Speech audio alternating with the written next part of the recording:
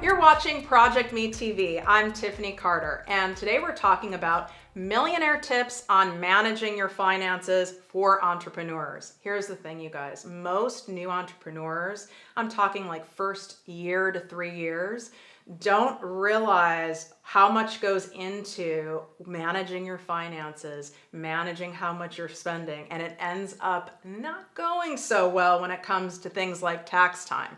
So many of us were employees at one point. I was too, okay? I was an employee for many years. When you're an employee, right, at least in the United States, they take out your taxes for you. You get a certain and specific number on your paycheck every 2 weeks. So the math and the accountability is already done for you. Well, that's not the case as an entrepreneur. A mistake that I made is I didn't set aside enough money for taxes. And there's really a mindset reason for that too, okay? Even though I made over 6 figures my first year in business, right, which is great and all, but I didn't really make over 6 figures.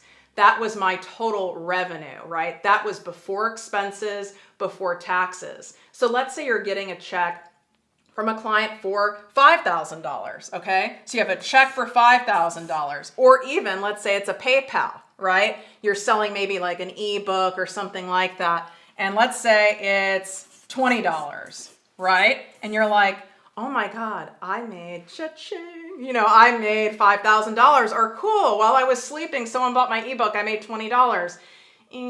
I know our brains love that, our egos love that, it feels good, but you really didn't make that, right? You made that less, really 35%, depending on what income bracket you're in. The income bracket I'm in now, when you get to a point of being in 7 figures, it's almost 50%, you guys.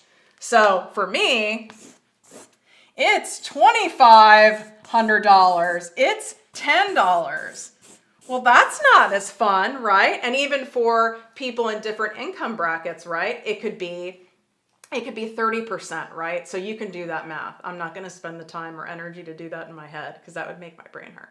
But you see what I'm saying? If you don't set that aside and you keep wanting yourself to believe that, oh, I made this $5,000, then you'll end up thinking you have more money than you do, spending more money than you really have, even though that money's sitting in the bank. So you have to do a mind trick for yourself.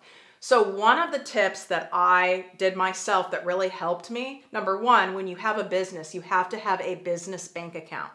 You can't be like hitting up your Chase account, your personal account, that you use to get your nails done and stuff like that, right? You have to have a business account. So what I've done is I've even set up a secondary business account where I pull monthly. I pull that tax. For me, it's 50%. But before, early on, when it was like 35%, I pulled 35%, right? I pulled that 35% from that account. I pulled it and put it into bank account number 2, okay? Now, bank account number 1, my primary business account, where you have business expenses coming out of, where you pay people, where you pay for software and platforms like that, that has all this money in it. This account, some of you need to put it in a totally separate establishment, like a separate bank, and pretend it's not there. Because guess what? It's not yours. It's tax person's money. It is not your money. So that's one of the biggest tips that you guys have to do off the bat. It doesn't feel as good, but let's work in honesty, okay? You don't want to do what I did and was in denial and ended up having to borrow $5,000 to pay my taxes. All right, that's not a pretty sight. All right, so another thing that's really important for entrepreneurs is you guys need to know you don't get to pay yourself for a while. I know it doesn't feel good. It's like, what? I got into this to make a crap load of money. Yeah, even entrepreneurs that are huge, like, Mark Cuban, right? They'll all tell you. And if you watch shows like the Shark Tank, they'll say, are you paying yourself? If so, how much? And they usually don't like that answer. A real entrepreneur isn't worried about paying themselves. What you earn, you're putting back in the business. Well, Tiffany, how the hell am I going to pay my mortgage? How am I going to pay my rent? How am I going to pay my car payment?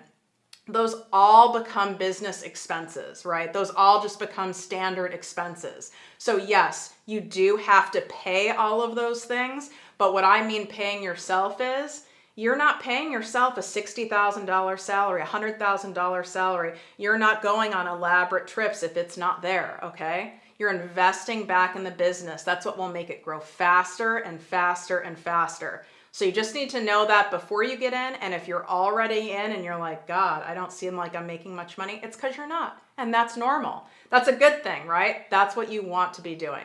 All right. And my last thing that I really want you guys to make sure that you do is that you set aside money for paid traffic. Most of you who follow me, who watch this show, are online entrepreneurs or want to be online entrepreneurs. One key asset and one key strategy you do have to use in order to get in front of more eyes are paid ads, meaning Facebook ads, Instagram ads. Maybe you do have a brick and mortar component business, right? And you actually have to do physical ads in newspapers or magazines or whatnot. But you need to set aside 5 to 10% of what you're making and put it in an ad fund. I call it my Facebook gambling fund. And you have to look at it like that because there is no guarantee when you're doing ads. So it's amount of money you would take to Vegas and gamble with, because that's what happens with Facebook ads especially, right? You have to play, you have to explore. You can't be so tied to, oh my God, I just spent $100 and I didn't get $200 in business back. If it worked like that, you guys, I would be off like in Tahiti in a mansion on the beach, okay? So you need to have that going to Vegas fund for your business, but it's for your Facebook ads. So remember that. I hope these tips helped you today, and drop in comments right now any questions that you have about managing your finances, and be sure to subscribe to the channel. Bye guys.